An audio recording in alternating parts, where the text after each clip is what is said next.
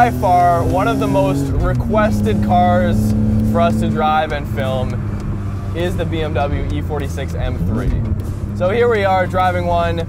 As you can tell though, my hands aren't moving, which is a telltale sign that this car is indeed the SMG car. Now, a lot of you immediately are going to completely discount this video just because of that fact, but I assure you, stay tuned, because this car is actually really surprising me. This is my first time ever driving the SMG. So this car is a 2003, but it is what BMW would call the 2003.5, because the earlier E46 M3 models actually had a bunch of subframe issues, and after 2003, they all got sorted out. So this is one of those cars which is very good. It's one of the later models. And of course, it's got that signature, naturally aspirated straight six under the hood that M purists would have come to expect from the M3 at this point in time. So kind of anything below like 3,500 RPM roughly, there's definitely a lack of torque. But I mean, that's why people love this car. It's definitely got the upper end of the rev range covered and basically just encourages you to go after those higher revs. And boy, when you do, it feels just great.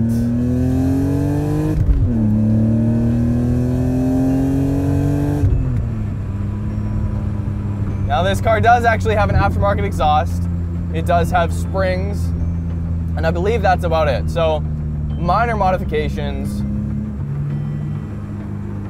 I wouldn't call it effortless speed, because like I was saying, you do have to really rev it out.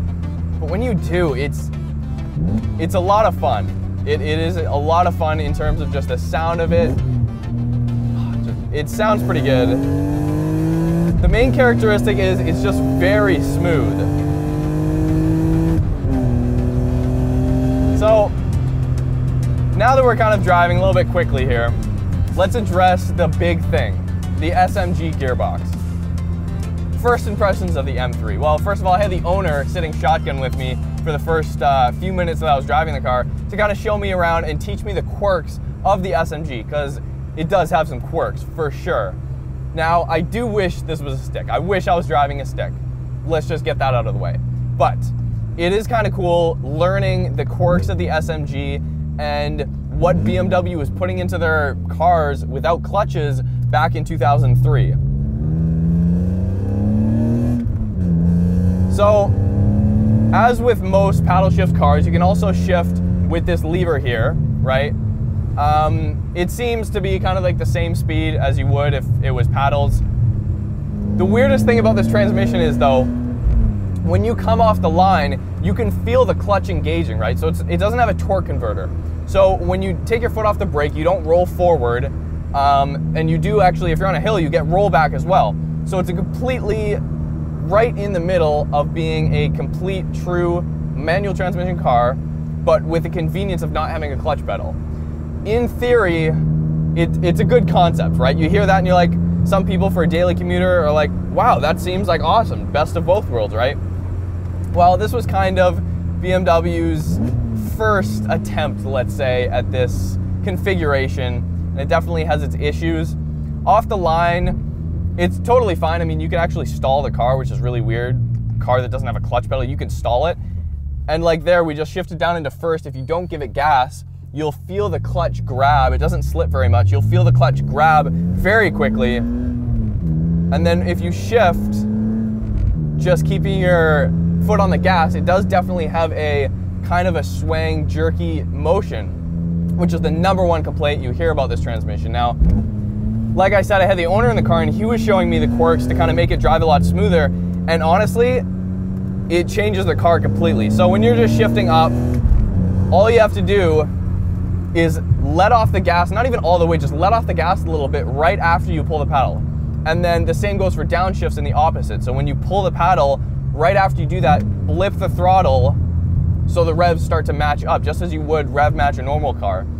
Really weird sensation not having a clutch there, but you still have to do that rev matching. So it is really a complete 50-50 split in between a manual and an automatic. Would I buy the SMG? no. If I was to buy this car, obviously I would have the 6-speed. I'm sure it's miles better for driving enthusiastically, let's say. But I mean, this SMG, it's cool to learn. It's definitely cool to learn. It's an experience. Naturally aspirated engine, so obviously power and torque are there immediately, without fail, every single time. All you gotta do is keep it above 4,000 RPM. So as long as you're between 4 and 7,500, you are good.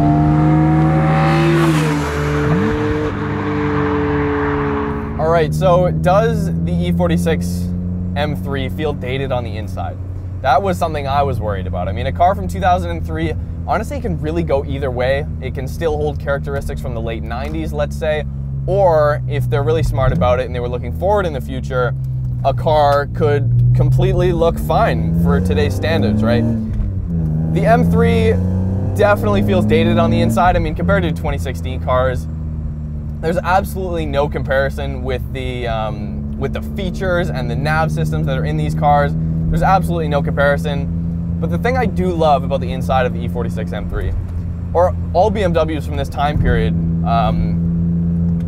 in that case, first of all is the gauges. BMW gauges never get old. They're exactly what they need to be. No more, no less. They tell you what you want to know. And that's all there is to it, really. They're really clear. There's no like big tunnel. It doesn't feel like the gauge pod there is just designed for purely aesthetics and then they stuck the gauges in wherever they could. It feels like the gauges were placed where they're supposed to be for optimum driving, and then they designed the dashboard around that, which is perfect. I mean, it's great. It's really great. The steering wheel is awesome. A few too many buttons for my liking, but I mean, when you're driving the car, you're not looking at the steering wheel, so really not an issue. So the US model here that we're driving currently has 333 naturally aspirated horsepower and a little less than that in torque. Like I was saying, the power band is extremely linear. It feels like the gears just carry. Now, I don't know if the gear ratios are different on this car than they are on the 6-speed. I wouldn't imagine they are, but the gears are really long actually, and that's a good thing because the car almost revs to 8,000 RPM and it just encourages you to get into a lot of trouble. Really something I look for in a sports car. That's a perfect characteristic to have. I want the car to be begging me to push it harder, to drive faster, to wind the engine out. All of these things the E46 M3 definitely has.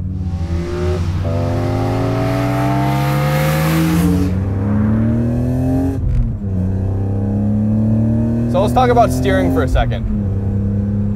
Immediately, the first thing you notice when you drive any car, when I get in any car, modified or otherwise, is the steering feel and how quick the steering rack actually is. The E46 M3, I mean, the steering's really fantastic. The speed at which you can fly into a corner, not having to move your hands around on the wheel, it makes you feel like a hero, to be honest. The E46 M3 makes you feel like a very good driver, even though you may not be. So we're just cruising at 4,000 RPM right now in second gear. And immediately when you just hit the gas, I mean, the torque and the power is instant. It's an all-out sports car, but the engine itself and the power band and the sounds, I mean, it's fantastic. It's really different than anything that BMW's making today. Personally, I think this is the best looking M3 that BMW's ever put out. I think it's got a timeless design. The car doesn't look very dated. I mean, naturally, early 2000s, you can tell it's not a 2016 M3. You can tell that. But it doesn't look old. It doesn't look dated. The shape is just classic, timeless. When you look at it from a profile, the proportions, in my opinion, for a luxury sports car are just spot on. It's great. It's a little bit short. It's a little bit tall.